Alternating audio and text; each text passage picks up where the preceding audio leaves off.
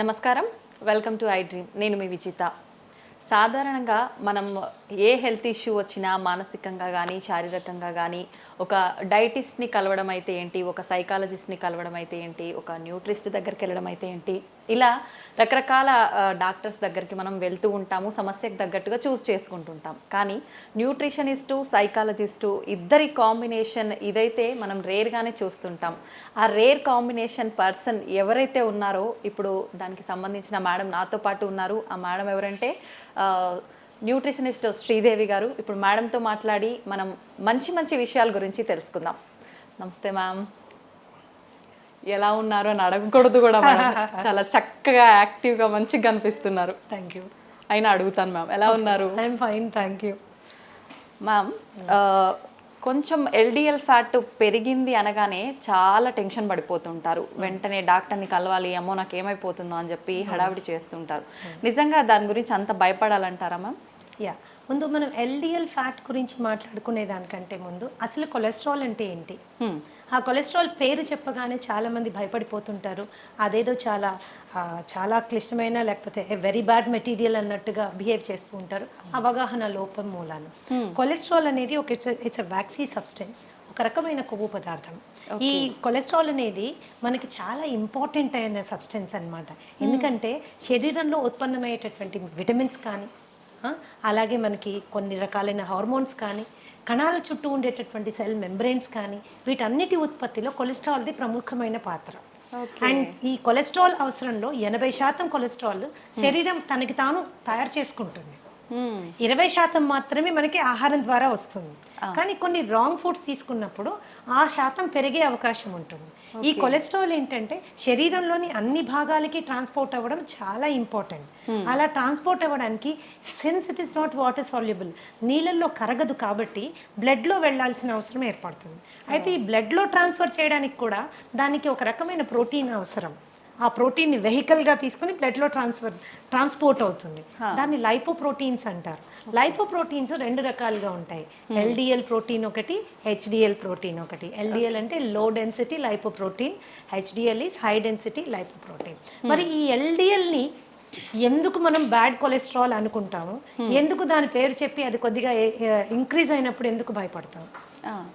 కారణం చాలా సింపుల్ అమ్మ. లైపోప్రోటీన్ ఏదైతే ఎల్డిఎల్ లో డెన్సిటీ లైపోప్రోటీన్ ఉంటుందో దీని గుణం ఏంటి అంటే కొన్నిసార్లు ఎక్కువగా రక్తంలో దాని మోతాదు ఎక్కువగా ఉన్నప్పుడు కొన్ని పదార్థాలతో కలిసి అది గుండెలో ఉన్నటువంటి రక్తనాళాల్లో ప్లాక్ ఫార్మేషన్ అవుతుంది. అంటే చిన్న స్కేల్స్ లాగా తయారైపోయి అక్కడ పేరుకుపోతుంది అనమాట. అక్కడ పేరుకోవడం మూలాన అథెరోస్క్లిరోసిస్ అని, కరోనరీ ఆర్టరీ డిజీజ్ అని, స్ట్రోక్ అని ఇలాంటివన్నీ వచ్చేదానికి అవకాశం ఉంటుంది. కాబట్టి ఎల్డిఎల్ అనేది బ్యాడ్ కొలెస్ట్రాల్. అది కనుక మనకి పెరిగినట్లయితే గుండె సంబంధిత వ్యాధులు వచ్చేదానికి చాలా అవకాశం ఉంటుంది. కాబట్టి దాని గురించి తప్పనిసరిగా కేర్ తీసుకోవాల్సిన అవసరం ఉంది. కేర్ తీసుకోవాలి కానీ భయపడాల్సిన అవసరం ఏమీ లేదు. ఎందుకంటే ఇవన్నీ ఆహారం మూలాన వచ్చినవి. ఎల్డిఎల్ అనేది పెరిగింది మన ఆహారం మూలాన వచ్చింది. ఆహారంతోనే సెట్ చేసుకోవచ్చు. దానికి ప్రత్యేకంగా మెడిసిన్ నేను ప్రపోజ్ చేయను. ఎందుకంటే because I'm A therapeutic nutritionist. మేము ఆహారం ద్వారా దాదాపు 80 రకాల జబ్బుల్ని హ్యాండిల్ చేస్తాము, 30 రకాల ఇన్ఫెక్షన్స్ని హ్యాండిల్ చేస్తాము, 12 రకాల క్యాన్సర్స్ని హ్యాండిల్ చేస్తాము, ఇంక్లూడింగ్ అడిక్షన్స్. దాదాపు 15-20 రకాల అడిక్షన్స్, ఫోబియాస్ ఇవన్నీ కూడా మేము ఆహారం ద్వారా హ్యాండిల్ చేస్తాం వితౌట్ మెడిసిన్, వితౌట్ మెడికేషన్. ఎందుకు అంటే నాకున్న ప్రత్యేకత ఏంటి అంటే ఐఎమ్ ఏ సైకోసోమాటిక్ హీలర్ అనమాట. మనిషికి ఉన్న మనసుకి శరీరానికి 2 రకాల రుగ్మతల్ని కూడా ఆహారం ద్వారా మనం సాల్వ్ చేస్తాము. So it is not a problem at all. LDL పెరగడం అస్సలు మంచిది కాదు. పెరిగిందన్న సందర్భంలో ఆహారపు అలవాట్లలో మనకి ఏవి డిఫెక్టివ్ అలవాట్లు ఏమున్నాయి అని చూసుకుని వాటిని సరిదిద్దుకుంటే ఈజీగా తక్కువైపోతుంది. 8 నుంచి 10 వారాల్లో ఈజీగా నార్మల్ లెవెల్కి వచ్చేస్తుంది. అయితే పెరిగితే అనుకున్నాం కదా మేడం, అసలు ఎంత మోతాదు ఉండాలి, దానికి మించి ఎంత పెరిగితే పెరిగినట్టు? అడల్ట్ స్కీమ్ ఎల్డిఎల్ 100 వరకు ఉండడము లిమిటేషన్. సో 125 to 140 వరకు ఇట్స్ అ వార్నింగ్ సిగ్నల్, మనం జాగ్రత్త తీసుకోవాలి. 140 దాటితే మాత్రము it is a serious warning signal that can lead to lot of problems. అది గుండె సంబంధితుల వ్యాధుల వైపు మనం వెళ్ళడానికి మనని పూర్తిగా ఇచ్చేస్తుంది అనమాట. కాబట్టి ఎప్పుడైతే మనకి 100 to 140 మధ్యలో ఎల్డిఎల్ వాల్యూస్ చూపిస్తున్నాయో, 150 140 చూపిస్తున్నాయో, ఇట్స్ ఎ వార్నింగ్ సిగ్నల్ అనమాట. వెంటనే మనము ఆహారపరమైన మార్పులు చేసుకుంటే ఆ లెవెల్ని కిందకి తీసుకొచ్చేసేయచ్చు. అంటే అంత సీరియస్ కండిషన్లో ఉన్నప్పుడు కూడా వితౌట్ మెడికేషన్ ఓన్లీ ఫుడ్ ద్వారానే ట్రీట్ చేయొచ్చు. ఇది 140 150 అనేది it is a warning signal అమ్మా. దానికంటే ఎక్కువగా ఉన్నప్పుడు కూడా మనం వెనక్కి తీసుకురావచ్చు. Okay. All kinds of fats can be reduced ఆహారపు అలవాట్లు మార్చడం. ఓకే. అంటే ఇప్పుడు మనం ఇంట్లో ఒక ఫుడ్ ప్రాపర్గా ఏం చేయాలి, ఏం తీసుకుంటే పెరిగింది, అట్లాంటి ఒక జనరల్గా ఫ్యాట్ పెరగడం అనగానే ఆయిల్స్ ఎక్కువగా వాడటం వల్లే ఇట్లాంటి ఒక ఆలోచన ఉంటుంది కదా మేడం. నిజంగా ఆయిల్స్ అయినా ఫుడ్ వల్ల కూడా ఎక్కువగా పెరిగింది లైక్ దిస్ అమ్మా. మనం తీసుకునే ఆహారంలో చాలా పదార్థాలు తీసుకోకూడనివి ఉన్నాయి, కానీ మనకు అలవాటు అయిపోయింది. అది అలవాటు అయిపోయింది. ఒక్కసారి తింటే ఏమవుతుందిలే అనుకుంటాం, ఇవి ఒక్కసారే అనుకుంటాం. ఆ ఒక్కసారి కాస్త అలవాటు కింద మారిపోతుంది. ఫర్ ఎగ్జాంపుల్ ఎల్డిఎల్ కొలెస్ట్రాల్ మనం కనుక తీసుకుంటే all kinds of you know trans fats అంటాం. అంటే మార్జరీన్ ఎందులో వాడతాము? మన పఫ్ మేకింగ్లో, పిజ్జా మేకింగ్లో, చాలా వాటిలో, నాట్స్ ఇన్ పిజ్జా, చాలా బేకరీ ఐటమ్స్లో మార్జరీన్ వాడతారు. అలాగే Dalda is hydrogenated oil. Dalda కూడా, ఈ డాల్డా ఇలాంటివి ప్లస్ బ్రెడ్ స్ప్రెడ్స్ ఇప్పుడు చాలా వచ్చేస్తున్నాయి. ఈజీగా స్ప్రెడ్ అవుతుంది, ఇది సంతోషపడిపోతాం. అది ఈజీగా ఎల్డిఎల్ పెంచేస్తుంది, ఈజీగా కొలెస్ట్రాల్ పెంచేస్తుంది. సో ఇలాంటి కొవ్వు పదార్థాలు మనకి they will do lot of harm అనమాట. అలాగే ఈ ఆల్ కైండ్స్ ఆఫ్ జంక్, మైదాతో తయారు చేసినవి. ఇంకొకటి రిఫైన్డ్ ఆయిల్ మీద కూడా చాలా రీసెర్చ్ జరిగింది. రిఫైన్డ్ ఆయిల్ కూడా గుండె సంబంధిత జబ్బులు రావడానికి, ఎల్డిఎల్ పెరగడానికి కాంట్రిబ్యూట్ చేస్తోంది అని సపోర్ట్ చేయడానికి చాలా రీసెర్చ్ ఉంది. చాలా రీసెర్చ్ ఉంది. ఎప్పటి వరకైతే మనము గానుగు నూనెల మీద మనము వంట చేసుకుంటే అలవాటు ఉండిందో అంతవరకు గుండె సంబంధిత జబ్బుల సంఖ్య ఎస్పెషల్లీ ఇన్ ఇండియా చాలా తక్కువగా ఉండేది. గుండె జబ్బు అంటే అది డబ్బున వాళ్ళ జబ్బు అనేవాళ్ళు, కానీ ఈ రోజు ఏంటంటే ప్రతి ఒక్కరికి వచ్చేసరికి అందుబాటులో ఉండే వస్తువులాగా అయిపోయింది. ఎందుకంటే ఫాల్టీ ఈటింగ్ హ్యాబిట్స్ అనమాట. ఆ హ్యాబిట్స్ మూలాన మనకి వచ్చింది. అలాగే రెడ్ మీట్ బాగా ఎక్కువ తినేవాళ్ళు, మటన్, బీఫ్, పోర్క్ ఇలాంటివి చాలా ఎక్కువగా, అంటే వారంలో ప్రతిరోజు తినేవాళ్ళు, అధిక మోతాదులో తినేవాళ్ళు, వాళ్ళల్లో కూడా మనకి తేడాలు కనిపిస్తాయి. వీటిని తగ్గించుకోవాలంటే పీచు పదార్థం ఎక్కువగా ఉండే ఆహారం తీసుకోవాలి. అంటే fresh fruits, vegetables, nuts, seeds ఇలాంటివి తీసుకుంటే ఏమవుతుందంటే ఎల్డిఎల్ లెవెల్స్ తగ్గుతుంది.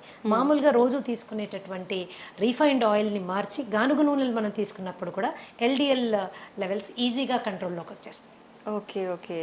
అంటే డైలీ రొటీన్ అనేది మనం ఒకటి ఫాలో అవ్వాలంటారు మేడం, అంతే కదా? కొలెస్ట్రాల్ డైలీ రొటీన్ అంటే నేనేం చెప్తానంటే డైలీ రొటీన్ కంటే కూడా డైలీ తీసుకునే ఆహార పదార్థాలని మనం ప్రాపర్గా సెలెక్ట్ చేసుకోవడం చాలా ఇంపార్టెంట్. శరీర అవసరాలని దృష్టిలో పెట్టుకొని సెలెక్ట్ చేసుకోవడం చాలా ఇంపార్టెంట్. అంతేగాని టంగ్కి ఎక్కువ ఇంపార్టెన్స్ ఇచ్చి, టేస్ట్కి ఎక్కువ ఇంపార్టెన్స్ ఇచ్చి మనం తీసుకున్నప్పుడు ఏమవుతుంది అంటే అది డెఫినెట్గా it is going to harm us. అలా అని ఎంతసేపు గడ్డి గాదం ఆకులు అలుములు తిని బతికేసేయాలా, ఇంతేనా లైఫ్ అనుకోక్కర్లేదు. టేస్టీగా ఫుడ్ చేసుకుంటూ ఇంట్లో చేసుకుంటూ తినచ్చు. ఎప్పుడైనా ఒకసారి నెలకో 2 నెలలకో మీరు ఒకసారి ఏదైనా తిన్నప్పుడు శరీరం అడ్జస్ట్ చేసుకుంటుంది. It is very smart. Okay, కానీ రోజు దాన్ని అలవాటు చేసుకుంటే మాత్రం చాలా కష్టం. కొన్ని మార్పులు తెచ్చుకోవాలి. ఓకే. అయితే మేడం, చెడు కొలెస్ట్రాల్ పెరగకుండా ఉండాలంటే మనం ఫుడ్ ఇలాంటివి తీసుకోవాలి. HDL బ్యాలెన్స్డ్గా ఉండాలి అని అంటే ప్రత్యేకించి ఏమైనా ఫుడ్స్ మెయింటైన్ చేయాలంటారా డైలీ లైఫ్ స్టైల్లో? ఇప్పుడు HDL అంటే high density lipoprotein. High density lipoprotein good cholesterol అంటారు. ఎందుకు గుడ్ అంటారు అని తెలుసుకోవడం ఫస్ట్ ఇంపార్టెంట్. ఎందుకంటే ఈ కొలెస్ట్రాల్ యొక్క ప్రాముఖ్యత చాలా ఎక్కువగా ఉంది. అది శరీరంలో మొత్తం అన్ని భాగాలకి వెళ్ళడానికి, రక్తం ద్వారా వెళ్ళడానికి ఈ లైపోప్రోటీన్ మనకి పనికొస్తుంది. అయితే అక్కడక్కడ అవసరానికి మించి కొలెస్ట్రాల్ డిపాజిట్ అయినప్పుడు ఈ HDL యొక్క ప్రత్యేకత ఏంటి అంటే శరీరంలో అన్ని భాగాల్లో ఎక్స్ట్రాగా డిపాజిట్ అయిన కొలెస్ట్రాల్ అంతా తీసుకొని వచ్చి లివర్కి తీసుకెళ్ళిపోతుంది. ఎప్పుడైతే లివర్కి తీసుకెళ్తుందో అక్కడ అది డిఫ్యూజ్ చేసి పడేస్తుంది, క్లియర్ చేసి పడేస్తుంది. సో అది గుండెకి వెళ్ళి అక్కడ మళ్ళీ వేరే సబ్స్టెన్స్తో కంబైన్ అయ్యి అక్కడ ప్లాక్ ఫామ్ అవ్వడానికి అవకాశం లేదు. కాబట్టి గుండె భద్రత కోసం ఈ పర్టికులర్ లైపోప్రోటీన్ చాలా బాగా పనిచేస్తుంది, క్లీన్ చేసేస్తుంది అనమాట. గుండె వరకు కొలెస్ట్రాల్ని వెళ్ళనివ్వదు అనమాట. అందుకని it is called good cholesterol. Good cholesterol. So మనం రోజు తీసుకునే ఆహారాల్లో మనకి చక్కటి కొలెస్ట్రాల్ ఇచ్చే ఆహారాలు చాలా ఉన్నాయి. సో వాటిని మనం ఇంక్లూడ్ చేసుకోవడం. See I always profess an inclusive kind of diet. మనం ఏమేమి తినాలి అనే దాని మీద ఎక్కువగా ఫోకస్ చేయాలి. ఏమేమి తినకూడదు అనేది అది సెకండరీ అన్నమాట. ఏవేవి ఇంపార్టెంట్. అలానే హెల్త్ ఈజ్ నాట్ డిస్టేస్ట్ఫుల్ అమ్మా, హెల్త్ ఈజ్ టేస్టీ. మనం చేసుకునే పద్ధతిని బట్టి ఆధారపడి ఉంటుంది. హెచ్డిఎల్ మనం హెచ్డిఎల్ కొలెస్ట్రాల్ మనకు పెరగాలి అంటే there is the humble avocado. Avocado is one of the best sources for HDL cholesterol.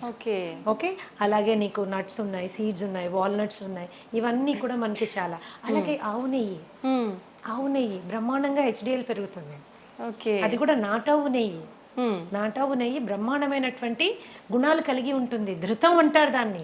మాకు ఒక్కొక్కసారి ఒక సత్సంగంలో ఉన్నప్పుడు గురువుగారు చెప్పారు, పాతకాలంలో ధృతం అంటే ఏంటి అంటే చనిపోయిన వాళ్ళలో కూడా ప్రాణ ప్రతిష్ఠ చేయగలిగినటువంటి అద్భుతమైన గుణం కలిగింది అని అర్థమట. మరి అది నిజమో కాదో నాకు తెలియదు, కానీ ఆయన చెప్పిన విషయం నాకు చాలా నచ్చింది. ఇంకో మాట కూడా ఏం చెప్పారంటే ఆస్తులు అమ్ముకైనా ధృతం కొనుక్కొని దాంతో తినాలన్నారు. అంటే నెయ్యికున్నటువంటి ప్రాముఖ్యత అది. కొద్ది కాలం ఏంటంటే నెయ్యి తింటే లావైపోతారు, నెయ్యి తింటే కొలెస్ట్రాల్ వస్తుంది. ఇది చాలా తప్పమ్మా. ఎస్పెషల్గా మనం ఇంట్లో ఆవు పాలు కొనుక్కొని చేసుకునే నెయ్యి అతి శ్రేష్టం. రీసెంట్గా ఒక రీసెర్చ్ నేను I would like to share with you. చపాతీలు పూరీలు మనని డయాబెటీస్ వైపు నొట్టి పడేస్తున్నాయి అన్నది అందరికీ తెలుసు. ఈవెన్ పుల్కా కావచ్చు, చపాతీ, గోధుమ పిండి. అయితే అదే గోధుమ పిండి చేసిన రొట్టె మీద నెయ్యి రాసుకుని తింటే మాత్రము కొద్దిగా దాని గ్లూకోజ్ లెవెల్స్ తక్కువగా వస్తున్నాయి అన్నది లేటెస్ట్ రీసెర్చ్. అంటే నెయ్యికున్న ప్రాముఖ్యత అలాంటిది అనమాట. మనం ఇంట్లో తయారు చేసుకునే వెన్నపూస, మజ్జిగ జెల్కి వచ్చే వెన్నపూస, లేకపోతే మనం ఇంట్లో తయారు చేసుకునే నెయ్యి, ఇవన్నీ చాలా they are very good fats అనమాట. హెచ్డిఎల్ లెవెల్ పెరగడానికి చాలా చాలా బాగా పనిచేస్తాయి. సో ఇట్లా మనము కొద్దిగా అవగాహన పెంచుకుంటే అంత లైఫ్లో పెద్దగా కాంప్రమైజ్ అవ్వాల్సింది ఏమీ లేదు. అంత కాంప్రమైజ్ అవ్వాల్సింది ఏమీ లేదు. చిన్న చేంజెస్ మాత్రమే, చాయిసెస్లో చిన్న చేంజ్ చేసుకోవాలి. ఏది మనకి కావాలి, ఏది మనకి వద్దు, ఈ చిన్న చేంజెస్ చేసుకుంటే కొలెస్ట్రాల్ ఇబ్బందే కాదు అసలు. ఎంత సింపుల్ గా చెప్పేస్తున్నారు మా అందరికి. అది ఒక పెద్ద భూతత్వంలో పెట్టి చూస్తున్నా. అండ్ యాక్చువల్గా ఏంటంటే ఇంకొక రీసెర్చ్ ఏం చెప్తుందంటే కొద్ది మందిలో ఇన్ సమ్ పీపుల్ ఏమవుతుందంటే కొలెస్ట్రాల్ కి సంబంధించిన మందులు వాడినప్పుడు అది ఏమవుతుందంటే it is leading to increase in blood glucose levels, diabetes పెరిగేదానికి అవకాశం ఉంది అని కొన్ని రీసెర్చ్ చెప్తున్నాయి. కాబట్టి మెడిసిన్ వాడడం కంటే ముందు ఆహారపు అలవాట్లని జాగ్రత్తగా గమనించి ఒక క్వాలిఫైడ్ థెరప్యూటిక్ న్యూట్రిషనిస్ట్ దగ్గరికి వెళ్ళి ప్రాపర్గా డయాగ్నోస్టిక్ టెస్ట్లు చేసుకుని ఏది ఎక్కువ ఉంది, ఏది తక్కువ ఉంది, ఏది ఎలా తగ్గించుకోవాలి అని అవగాహన పెంచుకుని జస్ట్ 8 నుంచి 10 వారాల్లో మీ లిపిడ్ ప్రొఫైల్ని మీరు క్లీన్ చేసేసుకోవచ్చు. ఒక్కటే సలహా ఏంటి అంటే కేవలం ఏదో యూట్యూబ్లో వీడియో చూసో లేకపోతే ఫేస్బుక్లో పోస్ట్ చూసో స్వంత వైద్యం చేసుకుంటే మాత్రము it is going to be little difficult. ఏదైనా సైంటిఫిక్ గా హ్యాండిల్ చేయాలి. మ్యామ్, నెయ్యి విషయానికి వస్తే మీరు ఇందాక నెయ్యి గురించి చెప్పారు కాబట్టి చాలా మంది నెయ్యి ఫుడ్ తో కాకుండా డైరెక్ట్ స్పూన్ తో తింటూ ఉంటారు. అట్లా తీసుకోవడం మంచిదే అంటే తాగుతూ ఉంటారు. ఎందుకంటే ఆవు నెయ్యిలో ఉండేటటువంటి గుణం ఏంటి ఉందంటే ఇట్ ఈస్ అది డైజెస్ట్ అయ్యాక మనకి బ్యూట్రిక్ యాసిడ్ ఫామ్ అవుతుంది. అందరికీ తెలుసుకోవాల్సిన విషయం ఏంటంటే మన మొత్తం మాయల పకీరు ప్రాణం చిలకలో ఉన్నట్టు మనిషి యొక్క ఆరోగ్య రహస్యం అంటే మానసిక ఆరోగ్యం కానీ శారీరక ఆరోగ్యం కానీ మన పొట్టలో పేగుల్లో ఉందన్నమాట. ఈ పేగుల్ని గట్ అంటారు. ఈ గట్లో 4300 రకాలైనటువంటి సూక్ష్మక్రిములు ఉన్నాయి. దీంట్లో మంచివి ఉన్నాయి, చెడ్డవి ఉన్నాయి. మంచివి ఎప్పుడు కూడా అధిక సంఖ్యలో ఉండడం మన ఆరోగ్యానికి చిహ్నం అన్నమాట. మంచివి పెంచడానికి అవసరమైనటువంటి తైలం నెయ్యి. సో నెయ్యి మీరు కూరల్లో వేసుకొని చేసుకోవచ్చు, అన్నంలో మొదటి ముద్దలో వేసుకొని తినచ్చు, గోరువెచ్చని నీళ్ళల్లో కలుపుకొని తాగొచ్చు, ఏదన్నా చేయొచ్చు. ఈ అన్ని రూపాల్లో మీరు తీసుకునే నెయ్యి మీ గట్ హెల్త్కి చాలా ఉపయోగపడుతుంది. ఆ నెయ్యి మరి ఎలాంటి నెయ్యి తీసుకోవాలి, that is an important question. Okay, నాటావు నెయ్యి అతి శ్రేష్టం. దాన్నే A2 ఘీ అంటారు. ఓకే, సో మనం ఇంట్లో చేసుకుని చాలామంది A2 పాలు కొనుక్కుంటున్నారు, ఆవు పాలు కొనుక్కుంటున్నారు. మీరు తోడు పెట్టి మీరు తీసి మిగడ్లోంచి చేసే వెన్న నెయ్యి యూ కెన్ యూజ్ ఇట్. అది చాలా శ్రేష్టం అనమాట. ఓకే మ్యామ్, కొలెస్ట్రాల్ విషయానికి వస్తే లివర్కి కొలెస్ట్రాల్ వచ్చింది అని చెప్పి చాలామంది టెన్షన్ పడుతూ ఉంటారు కదా, దానికి ఎటువంటి ఆహార పదార్థాలు తీసుకుంటే? లివర్కి కొలెస్ట్రాల్ కాదమ్మా, it is actually called fatty liver. Fatty liver. Fatty liver రెండు రకాలుగా ఉంటుంది, alcoholic fatty liver and non alcoholic fatty liver. Okay. ఇప్పుడు నాలాంటి దాని దగ్గరికి ఎవరైనా ఫ్యాటీ లివర్ ఆల్కహాలిక్ వచ్చారనుకోండి, actually as a therapist I'm happy. ఎందుకంటే కొట్టి ఆల్కహాల్ బంద్ చేపిచ్చేస్తే ఫ్యాటీ లివర్ చాలా వరకు కంట్రోల్లో వచ్చేస్తుంది అనమాట. అది కేవలము ఆల్కహాల్ ప్రేరితంగా అక్కడ ఫ్యాట్ డిపాజిట్ అవుతుంది అనమాట. But non alcoholic fatty liver disease is very dangerous. ఇది రాముడు బుద్ధిమంతుడు అంటాడు కదా, స్మోక్ చేయడు, బయటకు వెళ్ళి ఏమి తినడు, ఇష్టం వచ్చినట్టు బిహేవ్ చేయడు, అలాంటి వాళ్ళకి వచ్చేటటువంటి ఫ్యాటీ లివర్ కండిషన్ ని non alcoholic fatty liver condition అంటారు. దానికి మనము చాలా ఆహారపరమైన జాగ్రత్తలు తీసుకోవాలి. మరి ముఖ్యంగా కార్బోహైడ్రేట్ విపరీతంగా తినడం తగ్గించేసుకోవాలి. అలాగే ట్రాన్స్ ఫ్యాట్స్ మనం తీసుకోవడం తగ్గించుకోవాలి. అలాగే ఎల్డిఎల్ లెవెల్ కంట్రోల్లో ఉండేటట్టుగా మనం చూసుకోవాలి. ఈ ఫ్యాటీ లివర్ వచ్చిన వాళ్ళలో చాలా మందికి fatty liver is sometimes considered as a predisposing character for diabetes. అంటే షుగర్ రావడానికి ముందు చాలా మందికి ఫ్యాటీ లివర్ వచ్చేస్తుంది. దాన్ని చాలా తేలికగా తీసుకుంటారు. ఏం లేదండి, కాస్త ఎక్సర్సైజ్ చేయండి, కాస్త ఇలా ఉండండి, కాస్త అలా ఉండండి అని. That is not the way. You have to take it serious. ఎందుకంటే ఈ ఫ్యాటీ లివర్ స్టేజ్ 1 నుంచి స్టేజ్ 2, స్టేజ్ 2 నుంచి స్టేజ్ 3, అక్కడి నుంచి ఫైబ్రోసిస్, సిరోసిస్, క్యాన్సర్ వరకు వెళ్ళే అవకాశం ఉంటుంది. కాబట్టి దాన్ని ఈజీ తీసుకోవడానికి వీల్లేదు. So basic foods for example కీరా జ్యూస్ బ్రహ్మాండంగా పనిచేస్తుంది ఫ్యాట్లో లివర్ తీసేయడానికి. నిమ్మరసము, ఓకే, ద హంబుల్ నిమ్మరసం, కాస్టే లేదు దాన్ని. So health is actually very economic, inexpensive అనమాట. చిన్న అవగాహన మనం తెలుసుకుంటే we will able to do it అనమాట. అండ్ ఫ్యాటీ లివర్ ఉంది అని మనకి ఎప్పుడు డౌట్ వస్తుందంటే, కొద్దిగా కుడివైపు బొజ్జ అంటే చేతులు కాళ్ళు సన్నగానే ఉన్నాయి, పొట్ట మాత్రమే ముందుకు వస్తుంది. ఎస్పెషల్లీ కుడివైపు మనం చేయి వేసుకుని అంటే కొద్దిగా గట్టిగా కూడా తగులుతోంది అంటే వెంటనే వెళ్ళి ఒకసారి ఫ్యాటీ లివర్ చెక్ చేసుకోవడం చాలా చాలా ఇంపార్టెంట్. డయాబెటీస్ వచ్చింది అనుకుంటే కూడా వచ్చిన డయాబెటీస్ డిటెక్ట్ అయిన తర్వాత కంపల్సరీ ఫ్యాటీ లివర్ వెళ్ళి చెక్ చేసుకోవడం చాలా ఇంపార్టెంట్. ఏ స్టేజ్లో ఉంది, దట్ ఈస్ ఇంపార్టెంట్. దాన్ని కూడా తగ్గించుకుంటూ వెళ్ళాలి మనం, దట్ ఈస్ ఇంపార్టెంట్. ఇది కూడా మోతాదు ఏమైనా ఉంటుందా మ్యామ్, పర్సంటేజ్ ఫ్యాటీ లివర్? అట్లా కాదంటే మీరు అల్ట్రాసౌండ్ అబ్డామెన్కి వెళ్ళినప్పుడు వాళ్ళు చెక్ చేసి మీకు గ్రేడ్ చెప్పేస్తారు. ఓకే. ఆ రిపోర్ట్ బట్టి మనకి స్టేజ్ 1లో ఉన్నారా, స్టేజ్ 2లో ఉన్నారా, స్టేజ్ 3లో ఉన్నారా తెలిసిపోతుంది. Okay okay ma'am, dairy products విషయానికి వస్తే ఏవి తీసుకోవాలి, ఏవి తీసుకోకూడదు? నిజంగా కొంతమంది చెప్తుంటారు డైరీ ప్రొడక్ట్స్ స్కిప్ చేయడమే మంచిది, ఇప్పుడు అన్నిట్లో హార్మోన్కి సంబంధించిన ఇంజెక్షన్లు ఇలాంటివన్నీ వస్తున్నాయి కాబట్టి అని. నిజంగా ఏవి తీసుకుంటే బాగుంటుంది మ్యామ్? నేను గతంలో కూడా చాలాసార్లు చెప్పానమ్మా. చాలా మంది వాదనకి కూడా దిగుతారు. మన తాతలు, తండ్రులు, ముత్తాతలు అందరూ పాలు తాగారు, ఇప్పుడు మీరెందుకు చెప్తున్నారు పాలు తాగకూడదని? పాలు డెఫినెట్ గా ఇట్స్ ఏ హోల్సమ్ ఫుడ్. మరి పిల్లలకి ప్రోటీన్ ఎలా వస్తుంది, పిల్లలకి మనకి కాల్షియం ఎలా వస్తుంది, ఇవి రెండు మనకు కావాలంటే పాలు తాగాలి కదా. మన చిన్నప్పటి నుంచి తాగాం కదా, ఇప్పుడు మీరు కొత్తగా ఇలాంటి వింత విషయాలు చెప్తున్నారు ఏంటి అని. సో తప్పులు మీరు చెప్పింది కూడా కరెక్టే. ఎప్పుడో మన తాతల తండ్రులంతా పాలు తాగారు, కానీ అప్పుడు ఆవులు వేరు, అప్పుడు పాలు వేరు. ఇప్పుడు ఆవులు వేరు, ఇప్పుడు పాలు వేరు. ఓకే. సో ఇప్పుడు చాలా సందర్భాల్లో మనం ప్యాకెట్ పాలు తెచ్చుకుంటే అవి అసలు పాలో కాదో మనకు తెలియదు. పాలల్లో నీళ్లు కలిపారనుకోండి, that is a healthy thing. అంటే ఓన్లీ నీళ్లు ఉన్నాయని సంతోషపడచ్చు మనం, కానీ నీళ్లు కాకుండా ఇంకెన్నెన్నో కలిపేస్తే అవి విషమై మనని ఎన్నో విధాలుగా మనని ఇబ్బంది పెడుతున్నాయి. మిల్క్ మీరు తీసుకున్నట్లయితే దాని ప్రోటీన్ కంటెంట్ కానీ, దాని కాల్షియం కంటెంట్ కానీ, నాన్ మిల్క్ సోర్సెస్ చాలా ఉన్నాయి. మీ మునగాకు తీసుకోండి, ఓకే, ఫర్ ఎగ్జాంపుల్ టేక్ మునగాకు. నువ్వులు తీసుకోండి, దానిలో ఉన్న కాల్షియం కానీ, దానిలో ఉన్న ప్రోటీన్ కానీ. మునగాకు పచ్చిదానికంటే కూడా ఎండు పౌడర్ ఏదైతే ఉంటుందో, మునగాకు పౌడర్ ఏదైతే ఉంటుందో బ్రహ్మాండంగా కాల్షియం లెవెల్స్ అనమాట. ఓకే. ఎన్నో రెట్లు పాల కంటే ఎక్కువగా ఉంటుందని. ఒక స్పూన్ రోజు తీసుకుంటే సరిపోతుంది. ఎలా తీసుకోవచ్చు మేడం? కాంబినేషన్ మజ్జిగలో కలిపి తీసుకోవచ్చు, నీళ్ళలో కలిపి తీసుకోవచ్చు. దాన్ని పొడి కింద తయారు చేసుకుని కాస్త వెల్లుల్లిపాయలు, జీలకర్ర, ఎండుమిరపకాయలు వేసి దాన్ని పొడి కింద చేసుకొని అంత నెయ్యి వేసుకొని మొదట ముద్ద గట్టిగా కలుపుకొని తినచ్చు. టేస్టీ ఉంటుంది, హెల్త్కి హెల్త్ వస్తుంది. ఓకే. అయితే ఈ మిల్క్ ఇప్పుడు ఏం చేస్తుంది, మిల్క్లో ఒక ప్రోటీన్ ఉంటుంది కేసిన్ అని. ఈ కేసిన్ చాలా మందికి ఎలర్జిక్ కండిషన్స్ ప్రొడ్యూస్ చేస్తుంది.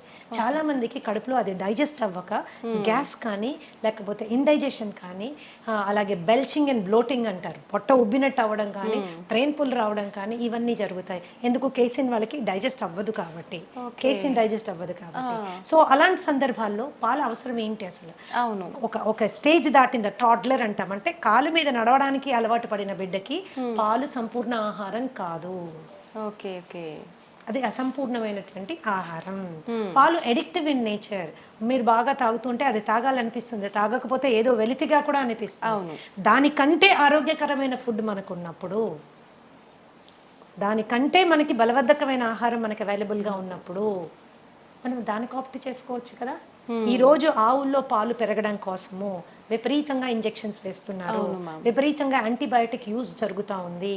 Gross fed cow and grain fed cow అని 2 రకాల కౌస్ మనం చూసుకుంటే, పచ్చిగడ్డి తిని ఆ పచ్చిగడ్డి పెంచడానికి కూడా ఏమాత్రం ఎరువులు వాడకుండా, పెస్టిసైడ్స్ వాడకుండా ఆర్గానిక్గా పెంచిన పాలు ఉంటాయి కదా, అవి అతి శ్రేష్టం. చాలా అరుదుగా లభిస్తున్నాయి. చాలా అరుదుగా, పచ్చిగడ్డే దొరకడం లేదు. గ్రెయిన్ ఫెడ్ మీరు తీసుకున్నారనుకోండి, వాటికి గ్రెయిన్స్ పెడతారు, యూనో ఎన్నెన్నో రకాలైన గ్రెయిన్స్ పెడతారు. ఎస్పెషల్లీ ఈ మధ్య కాలంలో అయితే కార్న్ పెట్టేస్తున్నారు, స్వీట్ కార్న్ పెడుతున్నారు. సో ఇవి ఏంటి అంటే పాల క్వాంటిటీ పెంచడానికి. చాలా మంది ఆ ఆవులకి పెట్టే దీంట్లో నూనెలు కలుపుతారు, ఎందుకంటే పాలల్లో వాళ్ళకి ఆయిల్ శాతము, ఫ్యాట్ శాతం ఎక్కువ రావాలని. మరి ఇలాంటి పాలు మనం తాగినప్పుడు అది మనకి it is going to harm us. అయితే ఇంట్లో మనం ఒక పాల ప్యాకెట్ తెప్పించుకున్నప్పుడు అది ఆవు పాల, గేదె పాల, ఆవులో గ్రాస్ తినిన ఆవా లేకపోతే గ్రెయిన్ తినిన ఆవా, యాంటీబయాటిక్ వేసుకుందా వేసుకోలేదా మనకి ఎలా తెలుస్తుంది? ఇవన్నీ కలిపారో లేదో మనకి ఎలా తెలుస్తుంది? తెలియదు. పైగా పాలు ఎప్పుడైతే ప్యాకెట్లో వస్తాయో, ప్లాస్టిక్ ప్యాకెట్లో వస్తాయో, ఆ ప్లాస్టిక్ కూడా మనకి ప్రమాదం. ఇంకోటి, కొంతమందికి ఏంటంటే ఎస్పెషల్లీ ఉద్యోగస్తులు 4-5 ప్యాకెట్లు కొనుక్కుని డీప్ ఫ్రీజర్లో పెడతారు, అవి గడ్డగట్టిపోతాయి. వాటిని మీరు ఎప్పుడైతే డీప్ ఫ్రీజ్ చేస్తారో, థాయింగ్ ప్రాసెస్ జరిగేటప్పుడు ప్లాస్టిక్ కూడా మెల్ట్ అయ్యి అందులోకి వస్తుంది. ఒకప్పుడు మేము చిన్నపిల్లలుగా ఉండేటప్పుడు గ్లాస్ బాటిల్లో వచ్చేది, that was safest milk. Seal అయ్యి గ్లాస్ బాల్ వచ్చేది, బాటిల్స్ తీసుకోగానే మేము చిన్నపిల్లలప్పుడు నాకు బాగా గుర్తుంది, ఆ మూత తీసి పైన ఉన్న వెన్నంతా వేలుతో తీసుకుని తినేవాళ్ళం. ఇప్పుడు అలాంటి కండిషనే లేదు. సో పాలుని వాడకం ఎంత తగ్గిస్తే అంత మంచిది. అయితే పెరుగు దగ్గరికి వచ్చినా, మజ్జిగ దగ్గరికి వచ్చినా ఏ రెస్ట్రిక్షన్ లేదు. It is better than milk అన్నమాట. మీరు పెరుగుగా తిన్నా పర్వాలేదు, మజ్జిగగా తిన్నా పర్వాలేదు. కొద్దిగా పుల్లబడిన మజ్జిగ ఇంకా బెటర్. పుల్లబడిన మజ్జిగ చాలా బెటర్. అందుకని మిల్క్ని అవాయిడ్ చేయడం బెటర్. ఎందుకంటే మనకు వచ్చే ప్యాకెట్ గురించి మనం ఆలోచిస్తాం, కానీ అందులో వచ్చిన పాలు మనకి దాకా రావడానికి ఎన్ని పద్ధతులు అవలంబించారో మనకు అవగాహన లేదు.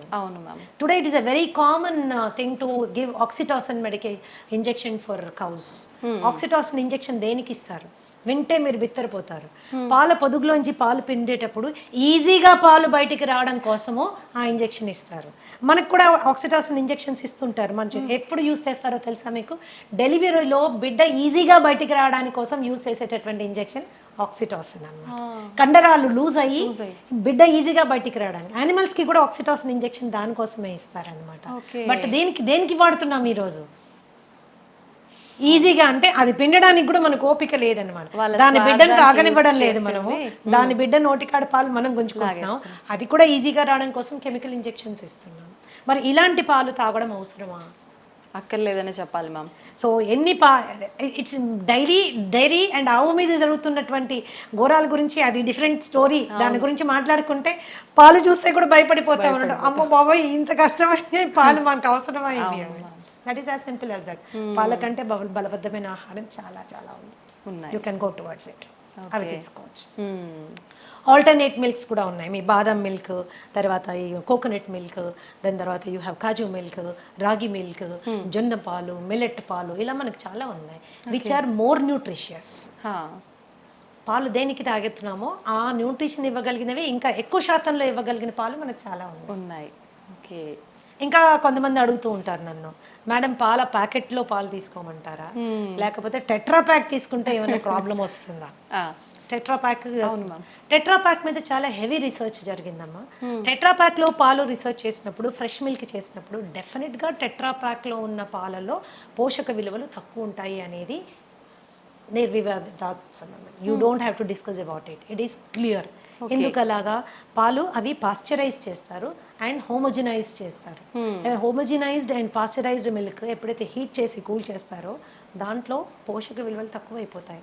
కాకపోతే టెట్రాపాక్లో మీరు తీసుకున్నప్పుడు ఏంటంటే హైజీన్ అండ్ శానిటేషన్ ఎక్కువ, ఇన్ఫెక్షన్ కాజింగ్ జర్మ్స్ కానీ అది మనకి ఉండదు. పైగా ఏమీ అడిటివ్స్ యాడ్ చేయరు దాంట్లో. ఏమి దాన్ని ప్రిజర్వ్ చేయడానికి ఏమీ బయట నుంచి యాడ్ చేయరు. Okay okay. సో పోషక విలువలు ఫ్రెష్ మిల్క్ కంటే కొంచెం తక్కువైనా అది సేఫ్ మిల్క్ కాబట్టి టెట్రాపాక్ లో మిల్క్ వాడుతూ ఉంటారు. That is how it is. ఇప్పుడు ఫ్రెష్ గా తీసుకున్న పాలు వి డోంట్ నో అవును దాంట్లో ఏమేమి ఉన్నాయో తెలియదు, అందులో ఎన్ని పెస్టిసైడ్ రెసిడ్యూస్ వస్తాయో తెలియదు, ఎన్ని మాన్యూర్ రెసిడ్యూస్ వస్తాయో తెలియదు, బ్యాక్టీరియల్ ఇన్ఫెస్టేషన్ కానీ వైరల్ ఏదైనా మైక్రో ఆర్గానిజం ఉందేమో మనకి తెలియదు. ఓకే. రెండు తెల్లగానే ఉంటాయి అంతే. మనం పాల రూపంలో తీసుకునే వాళ్ళకైతే ఆల్టర్నేట్ ఆప్షన్స్ చాలా ఉన్నాయి మీరు చెప్పారు. కొంతమంది తెల్లారితే కానీ టీ లేనిది వాళ్ళకి తెల్లారదనే వాళ్ళు చాలా మంది ఉంటారు. అలాంటి వాళ్ళ పరిస్థితి ఏంటి మ్యామ్? టీ కాఫీ అనేవి దేనికి తాగుతాం? నా పద్ధతి ఏంటంటే దేనికైనా ఏ పద్ధతికైనా ఎందుకు అని ముందు తెలుసుకుంటే అది మనకు అవసరమా లేదు అని నిర్ణయం తీసుకోవచ్చు. రైట్. ఓకే. మన డైలీ లైఫ్లో మనకున్న స్ట్రెస్ మూలాన చాలా మందికి హెడేక్స్ రావడము, ఆ స్ట్రెస్ మూలాన మైగ్రేన్స్ రావడము, డల్ గా ఫీల్ అవ్వడము ఇవి అవుతాయి. టీ అండ్ కాఫీలో ఏముంటుంది? కెఫీన్ ఉంటుంది. ఈ కెఫీన్ ఏం చేస్తుంది? నర్వస్ సిస్టమ్ ని టెంపరీగా ఉత్తేజపరుస్తుంది. ఓకే. టెంపరీగా ఉత్తేజపరుస్తుంది. ఎప్పుడో ఒక రోజు ఒక గుక్క తాగినంత మూలాన మనకి పెద్ద వదిలేదు. అది అలవాటు చేసుకుంటే it is addictive in nature. It is addictive in nature అన్నమాట. సో టీ మంచిదా కాఫీ మంచిదా అని కూడా కొంతమంది అడుగుతుంటారు. దీంట్లో నేనేమంటానంటే మీరు పాలు షుగర్ లేకుండా ఏది తాగినా మంచిదే. Okay. Black tea black coffee ఏది తాగినా మంచిదే. ఇంకా మీరు బ్లాక్ టీని చాలా లైట్ గా చేసుకొని దాంట్లో కొద్దిగా నిమ్మరసం యాడ్ చేసుకొని కొన్ని నానబెట్టిన సబ్జా గింజలు వేసుకొని దాంట్లో కొద్దిగా ఒక 2 or 3 లీవ్స్ ఆఫ్ మింట్ అంటే మన పుదీనా కట్ చేసి వేసుకొని తాగండి, అద్భుతంగా ఎంజాయ్ చేస్తారు. And maybe 1 or 2 times tea తాగడమే ఇంపార్టెంట్ అనుకుంటే బ్రహ్మాండమైన ఆరోగ్యం ఇచ్చే అద్భుతమైనటువంటి పోషక విలువలు ఉండేవి బొచ్చడని టీస్ ఉన్నాయి. For example green tea is the best tea. Okay. Green tea అంటే డిప్ టీ కాదండి. గ్రీన్ టీ ఆకులు తెచ్చుకోవాలి, ఒక చిన్న ఇన్ఫ్యూజర్ కొనుక్కోండి.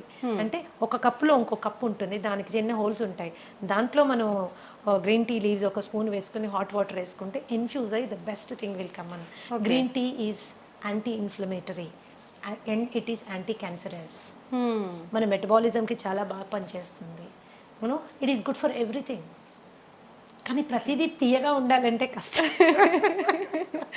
ప్రతిదీ తీయగా ఉండాలంటే మనకి కష్టం. సరే తీయగా ఉండాలి అనుకుంటే మీరు దాంట్లో న్యాచురల్ రా హనీ వేసుకోవచ్చు. బట్ అది ఇంకొక స్కామ్. మనకి ఏది హనీయో ఏది బెల్లం మడ్డో ఏది చక్కెరపాకమో మనకి తెలుసుకోలేము, అంత టైం కూడా లేదు. That is how it is. Organic గా చేసినటువంటి బెల్లం పౌడర్ కొంతమంది వాడుకుంటారు, పర్వాలేదు, అది కూడా పర్వాలేదు. As long as remaining conditions అన్ని నార్మల్ గా ఉన్నప్పుడు మనకి ఇవన్నీ పెద్దగా కాంట్రిబ్యూట్ అవ్వాలి. రిమైనింగ్ కండిషన్స్ నార్మల్ పెట్టుకోవడం చాలా ఇంపార్టెంట్. ఎన్నో రకాల టీ ఉందమ్మా. ఫర్ ఎగ్జాంపుల్ హైబిస్కస్ టీ అని ఉంటుంది, మందార పువ్వులు ఆకులు రెక్కలతో చేసింది. జాస్మిన్ టీ ఉంది. There are so many teas. మేమైతే మా ట్రీట్మెంట్ ప్రొసీజర్స్లో దాదాపుగా నేను 25 రకాల టీలు వాడతాను. ఓకే. ఇవి మంచి ఆరోగ్యం వైపు నా క్లయింట్స్ అందరినీ తీసుకెళ్ళడానికి చాలా ఉపయోగపడుతుంది. మచ్చా టీ అని ఉంటుంది. ఫైబ్రాయిడ్స్ ఉన్నవాళ్ళు, యూటరైన్ ప్రాబ్లమ్స్ ఉన్నవాళ్ళు, మెన్స్ట్రల్ సైకిల్ రెగ్యులర్గా లేని వాళ్ళు ఇలాంటి టీ తీసుకోవచ్చు. సాంఫ్ టీ అని ఇస్తాము. డైజెషన్ సరిగ్గా లేని వాళ్ళు, అరుగుదల చాలా తక్కువగా ఉన్నవాళ్ళు, తినగానే వాళ్ళకి విపరీతమైన ప్రాబ్లం ఉన్నవాళ్ళు, కాన్స్టిపేషన్ ఉన్నవాళ్ళు, వీళ్ళందరికీ సాంఫ్ టీ ఇస్తాము. లైక్ ఆస్తమా, బ్రీదింగ్ ప్రాబ్లమ్స్ ఉన్నాయి అండ్ డైజెషన్ ఇష్యూస్ ఉన్నాయి, ఇలాంటి వాళ్ళకి జింజర్ టీ ఇస్తాము. అలాగే ఆకుల టీ తీసుకున్నారంటే అది పెద్ద టాపిక్ అన్న. దాదాపుగా 100 రకాల టీస్ గురించి మనం మాట్లాడుకోవచ్చు. అవి మనకి ఎంత చీపు, ఎంత హెల్త్ ఇస్తాయి అన్న దాని మీద క్లియర్గా డిస్కస్ చేసుకోవచ్చు అనమాట. So general coffee and tea కంటే కూడా మీరు ఇలాంటి కైండ్ ఆఫ్ వాటిని అలవాటు చేసుకుంటే అదేదో వెచ్చగా తాగాలి అనే ఒక కోరిక తీరుతుంది, హెల్త్ కూడా ఎఫెక్ట్ అవ్వదు. 1-2 సార్లు టీ తాగితే ప్రాణ నష్టం ఏమీ లేదమ్మా, అదే పనిగా తాగితేనే. తాగటం వల్ల ఓకే. మీరు కాఫీ తాగాలి అనుకుంటే black coffee is a better option than with tea. And లేదు పాలు కావాలి, పాలు లేకుండా నేను చేయలేను ఫిక్స్ అయ్యారనుకోండి, ఓట్ మిల్క్తో తాగండి, కోకోనట్ మిల్క్తో తాగండి, ఆల్మండ్ మిల్క్తో తాగండి. ఆప్షన్స్ ఉన్నాయి, తెలుసుకోవడము చేసుకోవడమే అంతే. ఓకే, ఖచ్చితంగా మనం ముందు ముందు వీడియోలో టీస్ గురించి కూడా టాపిక్ చేసుకుందాం మ్యామ్. ఓకే మ్యామ్, మీరు అన్ని రకాల హెల్త్ ఇష్యూస్కి 80 దగ్గర చెప్పారు. హెల్త్ ఇష్యూస్కి ఓన్లీ ఫుడ్ తోటే ట్రీట్ చేస్తుంటాము అని చెప్పి. డయాబెటీస్కి కూడా అలానేనా మేడం? డయాబెటీస్ వచ్చిన వాళ్ళు ఖచ్చితంగా లైఫ్ లాంగ్ మెడిసిన్ వాడాల్సిందే అని అంటుంటారు కదా, దానికి కూడా ఫుడ్ ద్వారా తగ్గించవచ్చు అంటారా? యాక్చువల్గా మనం చాలా అందరు చూసే వ్యూవర్స్ కూడా గమనించాల్సింది ఏంటంటే, డయాబెటీస్ రావడానికి 2 ప్రధానమైన కారణాలు. ఒకటి ఫాల్టీ ఈటింగ్ హ్యాబిట్స్, సరైన ఆహారపు అలవాట్లు లేకపోవడం. ఓకే. 2 మనసులోను కలిగేటటువంటి భావాలని భావోద్వేగాలని మన శరీరం పైన ఇన్ఫ్లుయెన్స్ పెట్టేంతగా పెంచి పోషించుకోవడం, కంట్రోల్ చేసుకోవడానికి సరైన అవగాహన పెంచుకోకపోవడం. ఓకే, ఇవి 2 విషయాలు. అంటే ఒకప్పుడు స్ట్రెస్ అంటే ఏంటమ్మా, stress is a necessary evil of life. దాన్ని ఫ్లైట్ ఆర్ ఫైట్ ఇమోషన్ అనేవాళ్ళు. అంటే కొన్ని వేల సంవత్సరాల క్రితం ఈ శరీరం ఫస్ట్ టైం ఫామ్ అయినప్పుడు మనకు ఒకటే స్ట్రెస్ ఉండేది. అదేంటి, ఏదైనా యానిమల్ వచ్చి మనం చంపేసేది, లేదా మనం ఏదైనా యానిమల్ చంపి తినేసేవాళ్ళం. ఇదే స్ట్రెస్, ఇంతకు మించి ఇంకేం స్ట్రెస్ లేదు. ఆ స్ట్రెస్ సిచ్యువేషన్ వచ్చినప్పుడు ఏమయ్యేది, శరీరంలో ఉన్నటువంటి శక్తి అంతా చేతుల్లోకి కాళ్ళల్లోకి వచ్చేసేది. ఎందుకు, చేతులతో కొట్లాడాలి, కాళ్ళతో పరిగెత్తేది పోవాలి. ఈ 2 మనకి కావాల్సినటువంటి సందర్భం ఉండేది. కానీ ఇప్పుడేంటి, జీవితంలో అందరూ లయన్స్ టైగర్లే. బాస్ ఒక లయన్ టైగరే, భార్య ఒక లయన్ టైగరే, భర్త కూడా లయన్ టైగరే, ఆఖరికి పనమ్మాయి కూడా లయన్ టైగరే. సో వీళ్ళందరూ కలిసి మనకి ఎన్నో రకాలైన స్ట్రెస్ క్రియేట్ చేస్తున్నారు. అయితే ఈ పరిస్థితుల్లో ఏమవుతుంది, ఎప్పుడైతే ఎనర్జీ చేతుల్లోకి కాళ్ళల్లోకి రావాలో, శరీరం ఇంటెలిజెంట్గా ఏం చేస్తుంది, మిగతా అవసరం లేని సిస్టమ్స్ని షట్ డౌన్ చేస్తుంది, బంద్ చేస్తుంది. బంద్ చేసినప్పుడు ఏమవుతుంది, ఫస్ట్ సిస్టమ్ ఏంటి బంద్ అయ్యేది, డైజెస్టివ్ సిస్టమ్. అందుకనే స్ట్రెస్ఫుల్గా ఉన్నప్పుడు తిన్నది అరగదు, తిన్నది అరగదు, ఒక రకంగా మనకి డిఫరెంట్ గా ఉంటుంది. ఓకే, ఎందుకు, అది క్లోజ్ అయిపోయింది. తర్వాత అది రిలాక్స్ అయిపోయి మళ్ళీ స్టార్ట్ అయినప్పుడు ఏంటి, మళ్ళీ అంటే డైజెషన్ ప్రాసెస్ కొద్దిగా ఆగి జరుగుతుంది అనమాట. It is not giving us proper ఇది. అండ్ ఇంకొకటి, డయాబెటీస్కి వచ్చేసరికి చాలా మంది ఓన్లీ 3 రకాల టెస్టులు చేసుకొని ఆ డయాబెటీస్ని హ్యాండిల్ చేయాలనుకుంటారు. అంటే for example fasting sugars, post lunch sugars, ఇప్పుడు HbA1c, ఈ 3 మాత్రమే చేసుకుని వాళ్ళు డయాబెటీస్ని కంట్రోల్ చేసుకోవడానికి రకరకాల మందులు తీసుకుని ముందుకు వెళ్తూ ఉంటారు. నేనేమంటానంటే, ఏ జబ్బు మనకి వచ్చినా రూట్ కాజ్ తెలుసుకోవడం చాలా ఇంపార్టెంట్. నాకు డయాబెటీస్ ఎందుకు వచ్చింది, వై. సో మా దగ్గర మేము ట్రీట్మెంట్ చేసేటప్పుడు కూడా ఖచ్చితంగా రూట్ కాజ్ అనాలిసిస్ అని 13 రకాల బ్లడ్ టెస్ట్లు చేయిస్తాం, to understand the inside of a person, లోపల ఏం జరుగుతోంది. చాలా మటుకు మనకి అవుట్వర్డ్గా మనకి సిమ్టమ్స్ తెలియవు. అవును ma'am, we don't feel it, వెళ్ళి చెక్ చేసుకుంటే కానీ మనకి తెలియదు. That is how it is. And ఈ డయాబెటీస్ వచ్చిన వాళ్ళు టైప్ 2 డయాబెటీసా, టైప్ 1 డయాబెటీసా, బేసిక్ వాళ్ళు తెలుసుకోవాల్సి ఉంటుంది మనకి. ఒకవేళ టైప్ 2 డయాబెటీస్ మనం మాట్లాడుకుంటే సి పెప్టైడ్ అని ఒక టెస్ట్ ఉంటుంది. సీరం ఫాస్టింగ్ సి పెప్టైడ్ అంటే ఏం భోజనం చేయకుండా సి పెప్టైడ్ టెస్ట్ చేసుకుని ఆ సి పెప్టైడ్ వాల్యూ మనకి ప్యాంక్రియాస్ ఎంత పనిచేస్తుంది, ప్యాంక్రియాస్ పని చేయకపోవడం మూలానే డయాబెటీస్ వస్తుంది. కాబట్టి ప్యాంక్రియాస్ పనితీరు ఏ విధంగా ఉంది, ఎంత ఇన్సులిన్ ప్రొడ్యూస్ చేయగలుగుతుంది అనేది ఎస్టిమేట్ చేయడము very very very very important. అది ఎప్పుడైతే మనం ఎస్టిమేట్ చేసుకుంటామో, ప్యాంక్రియాస్ ప్రొడక్షన్ బాగానే ఉంది అనుకుంటే 100% మనకి డయాబెటీస్ రివర్సిబుల్ అవుతుంది. If you're C-peptide value is 1 and more, ఏంటి fasting C-peptide value 1 and more ఉంటే కనుక 100% మనం ఆ డయాబెటీస్ని రివర్స్ చేసుకోగలము. కానీ 1 కంటే కిందకి వెళ్ళిపోతున్నప్పుడు, 5.5 కంటే కిందకి వెళ్ళిపోతున్నప్పుడు it is going towards type 1 diabetes అన్నమాట. ఈ టెస్ట్ చేయకుండా, ఈ నిర్ధారణ కాకుండా దాన్ని హ్యాండిల్ చేయడం అనేది నా ప్రకారము I feel it's a defective way of looking at it. Okay. Okay.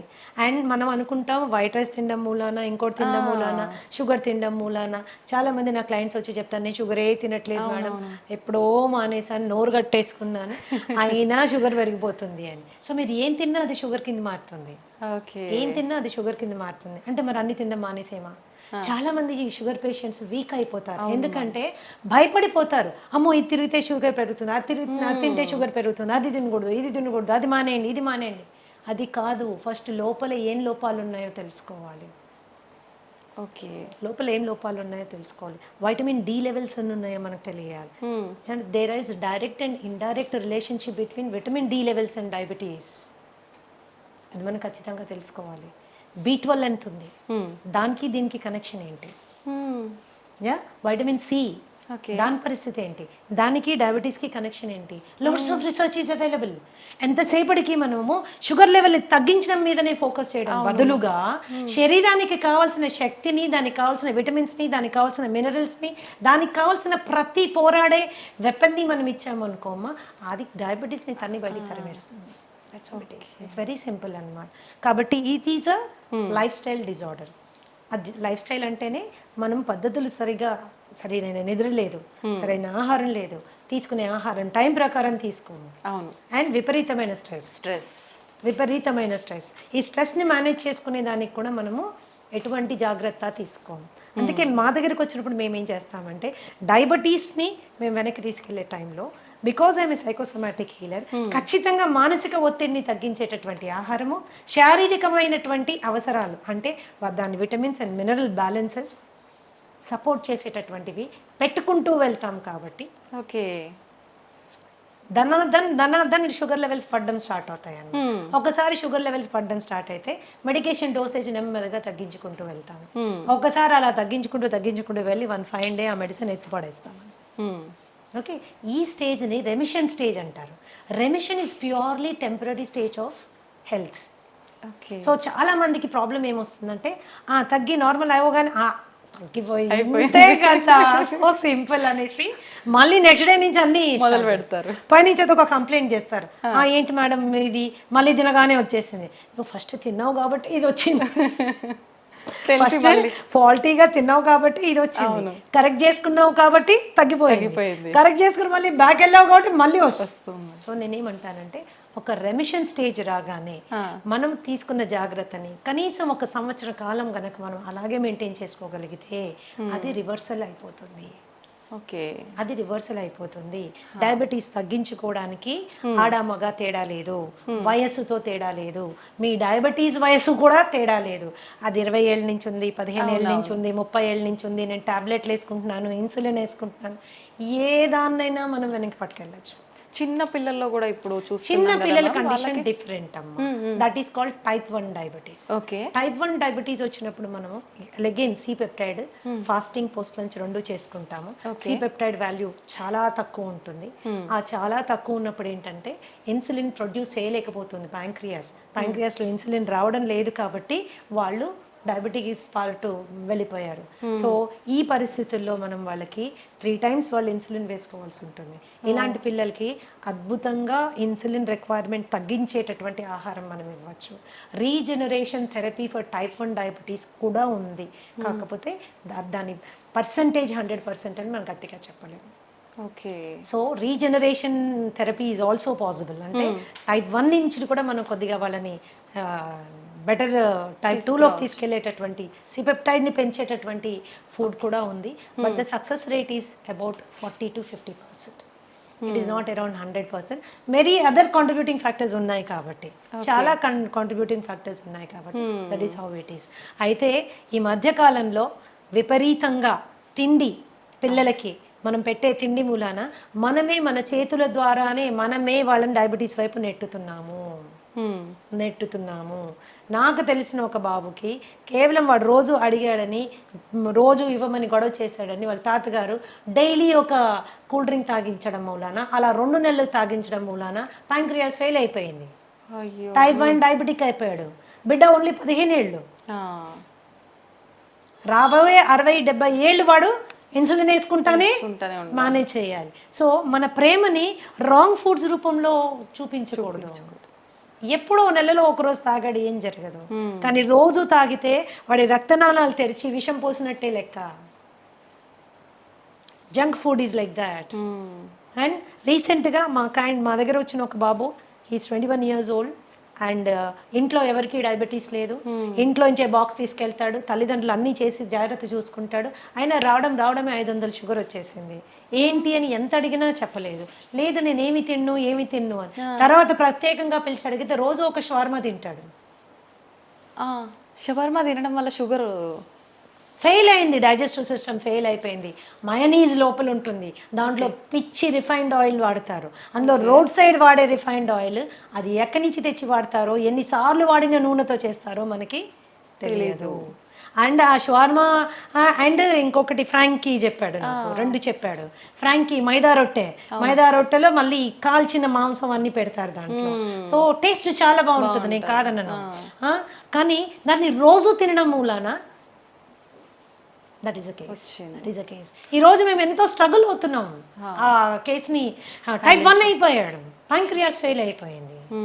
That is how it is. So ఈ చిన్నవి ఫ్యాన్సీస్ మనం వాటిని సాటిస్ఫై చేయడము ఇంపార్టెంట్ అని ఎప్పుడు అనుకోకూడదు. ఫుడ్ విషయంలో it's really very important.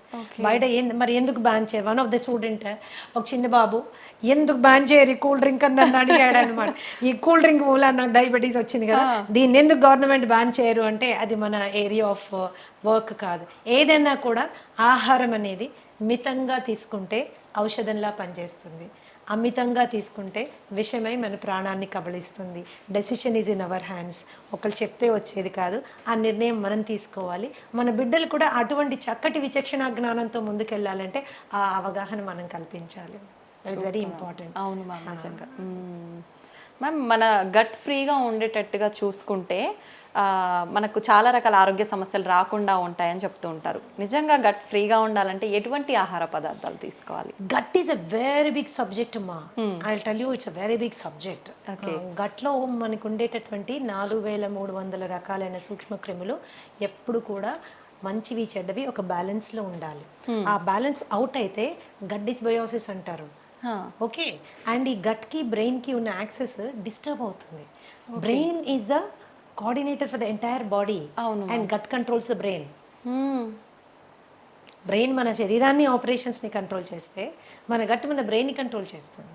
Okay, that is very very important. అప్పుడు మనం దాన్ని ఎంత హెల్తీగా ఉంచాలి?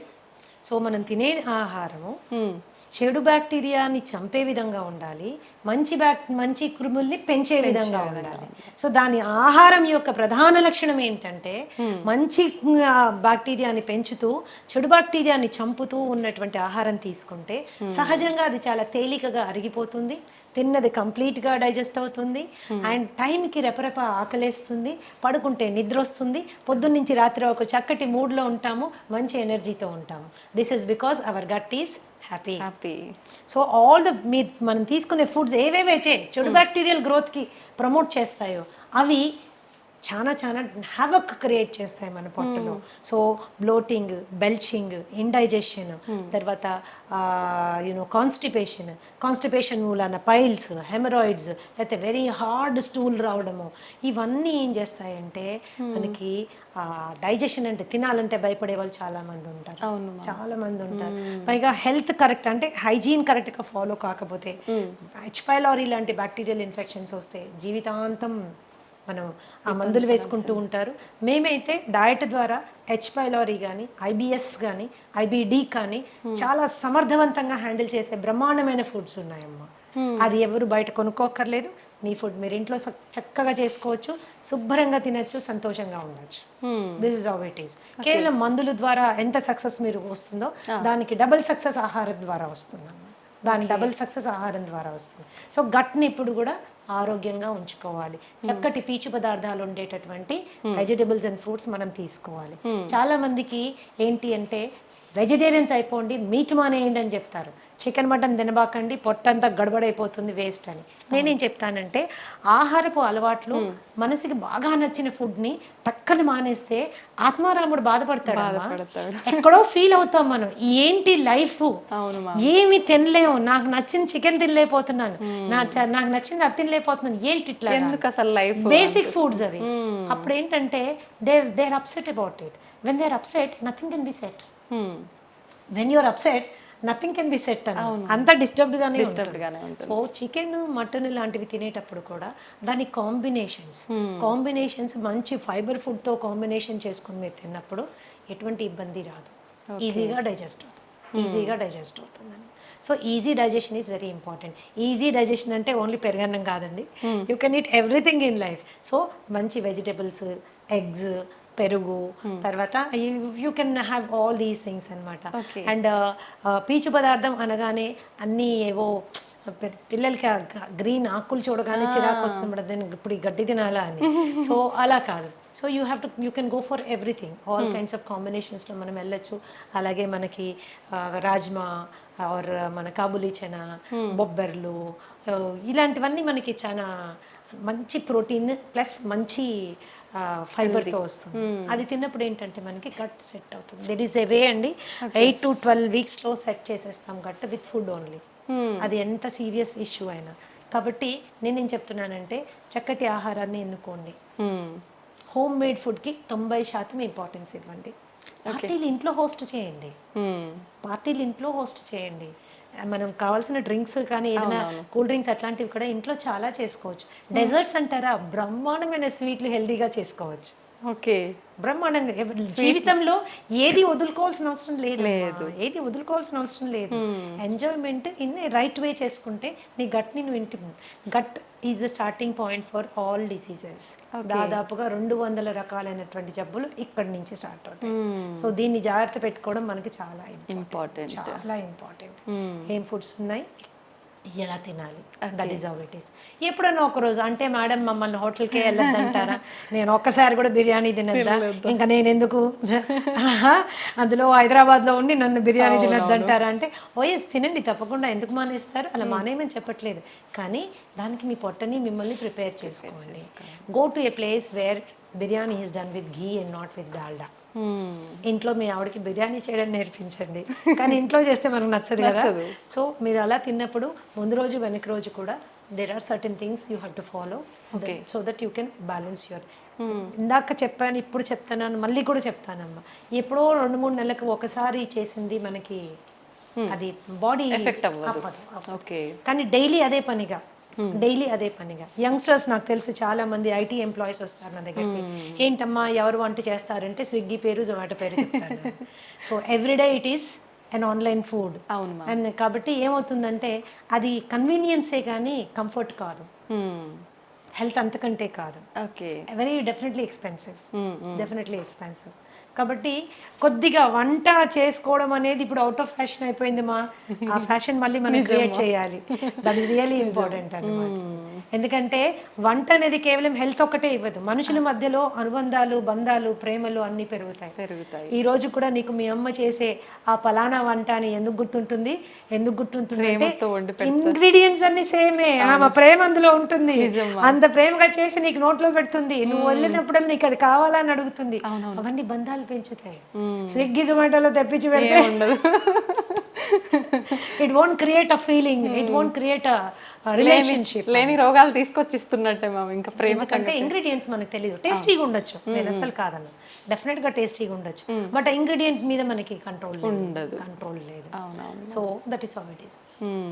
మ్యామ్, ఫుడ్ ఎలా చేస్తున్నాము, ఏం తింటున్నాము, ఇది ఒక ఎత్తు అయితే ఏ టైంకి తింటున్నాం అనేది కూడా ఇంకొకటి, దాని గురించి చెప్పండి మ్యామ్. ఒకటి మా, ఏ టైంకి తింటున్నాము, ఎన్నిసార్లు తింటున్నాము, these are 2 very important things everybody should understand. So research ఈరోజు there is loads of research ఏం చెప్తుంది అంటే snacking is the worst habit. పొద్దున్న బ్రేక్ఫాస్ట్ తిన్నాము, మధ్యాహ్నం లంచ్ తిన్నాము, రాత్రికి డిన్నర్ తిన్నాము, ఇది ఎప్పుడు మనకి ట్రబుల్ క్రియేట్ చేయదు. ఓకే. పొద్దున బ్రేక్ఫాస్ట్ తిన్నాము, మధ్యలో టీ అండ్ స్నాక్స్ తిన్నాము, మధ్యాహ్నం మళ్ళీ లంచ్ తిన్నాము, 4 గంటలకు సమోసా తిన్నాము, 5 గంటలకు కాఫీ తాగాము, 6 గంటలకు టీ తాగాము, 7 గంటలకు 7:30కి వెళ్ళి మళ్ళీ డిన్నర్ తిన్నాము, రాత్రి 12ంటికి పడుకునేటప్పుడు స్విగ్గీలో ఏదో ఒకటి తెప్పించుకుని తిన్నాము. This is going to cost trouble. This leads to obesity. Okay. Extra calories మూలన వెయిట్ పుట్ ఆన్ అవ్వడం స్టార్ట్ అవుతుంది. వెయిట్ ఒకసారి పుట్ ఆన్ అయ్యారంటే ఒబెసిటీ అనేది ఏంటంటే ప్రపంచంలో అన్ని కండిషన్స్ కంటే అతి దారుణమైన పరిస్థితి. కొన్ని millions of people are dying because of obesity, అధిక బరువు మూలాన.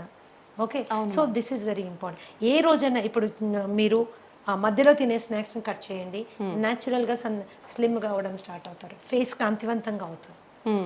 Snacks will do a lot of. ఒకవేళ స్నాక్ తినవలసిన అవసరం వస్తే హెల్తీ ఆప్షన్ చెక్ చేసుకోండి, హెల్తీ ఆప్షన్ తీసుకోండి. ఎప్పుడైతే మీరు బాగా డీప్ ఫ్రైడ్ మైదాతో చేసినటువంటి సమోసాస్, కచోరీస్ ఇలాంటివి తిన్నారనుకోండి, తిన్న 10 నిమిషాల లోపల సివియర్ డిహైడ్రేషన్ అవుతుంది. ఓకే. దాహం వేస్తుంది. ఆ దాహం వేయగానే మనం ఏం చేస్తాం? కూల్ డ్రింక్ తాగుతాం. ఈ కూల్ డ్రింక్ తాగితే ఏమవుతుంది? బొచ్చడంత sugar will go into your blood stream. There is a spurt, sudden గా రేజ్ అవుతుంది, అవసరం లేని క్యాలరీస్. ఆ టైంకి మీరు టెంపరీగా ఎగ్జైటెడ్గా ఉంటారు. తర్వాత ఏమవుతుంది? 15 నిమిషాల లోపల ఈ రైజ్ అయింది టక్కని పడిపోతుంది. It causes irritation, anxiety and depression.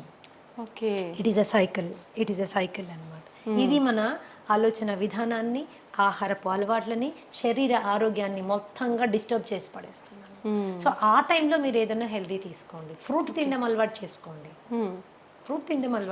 ఆకలి వేస్తుంది కదా, ఒక అరటిపండు తినండి, ఒక యాపిల్ తినండి, దాంతోపాటు సీడ్స్ నట్స్ ఒక డబ్బాలో వేసుకొని పెట్టుకోండి, ఒక గ్రీన్ టీ పెట్టుకోండి, ఒక 3-4 స్పూన్లు నట్లు సీడ్లు తిని చక్కగా ఒక గ్రీన్ టీ తాగండి.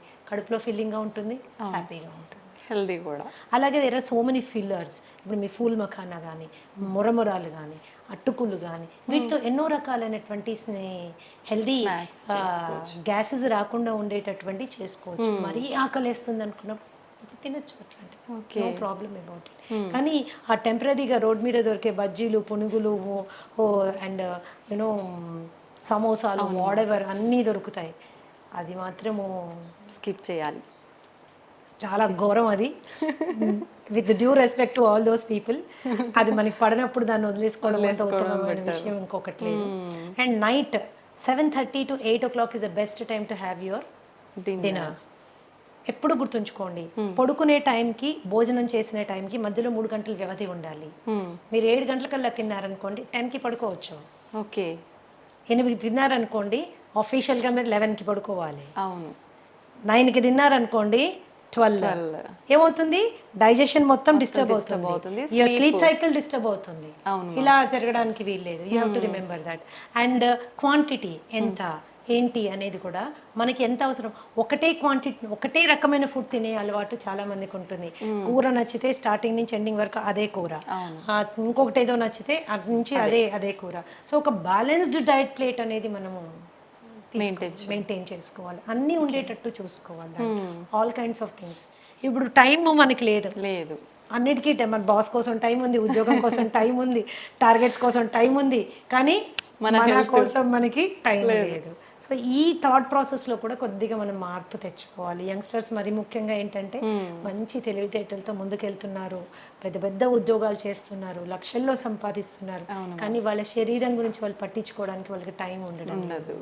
దాన్ని ఎలా అయినా అకామిడేట్ చేసుకోవాలి. బ్రేక్ఫాస్ట్ కూడా సాధ్యమైనంత త్వరగా, మీల్కి మధ్యలో 3 గంటల గ్యాప్ ఉండాలి. 3 గంటల టైంలో మీరు కావాలంటే మంచినీళ్ళు తాగొచ్చు, సింపుల్. కావాలంటే మంచినీళ్ళు తాగొచ్చు, మరి ఏదైనా వర్క్ ప్రెషర్ మూలన కొద్దిగా తలనొప్పి వస్తుంది అన్నప్పుడు గ్రీన్ టీ తాగొచ్చు, జింజర్ టీ తాగొచ్చు, ఒక గ్లాస్ మజ్జిగ తాగొచ్చు, ఒక గ్లాస్ కొబ్బరి నీళ్ళు తాగొచ్చు. Okay, these are the best alternatives. ఆ స్నాకింగ్ మానేసేయాలి. ఎస్పెషల్లీ డయాబెటీస్ ఉన్న వాళ్ళైతే మీరు స్నాకింగ్ మానేసిన వెంటనే మీకు కనీసం ఒక 10-20 యూనిట్లు షుగర్ తగ్గుతుంది అనమాట. Okay, that's how it is. These are the important factors you have to remember. ఎప్పుడు బ్రేక్ఫాస్ట్ చక్కగా హెవీగా తీసుకోండి, దానికంటే కొద్దిగా తక్కువగా లంచ్, లైట్గా డిన్నర్. ఓకే. లైట్గా dinner so that you don't store all that on to yourself. And తినగానే పడుకోవడము, తినగానే అరగంటలోనే నడిచేస్తుంటారు, అలా చేయకండి ప్లీజ్. 1.5 hour గ్యాప్ వచ్చాక కానీ మీరు నడవడానికి వీల్లేదు.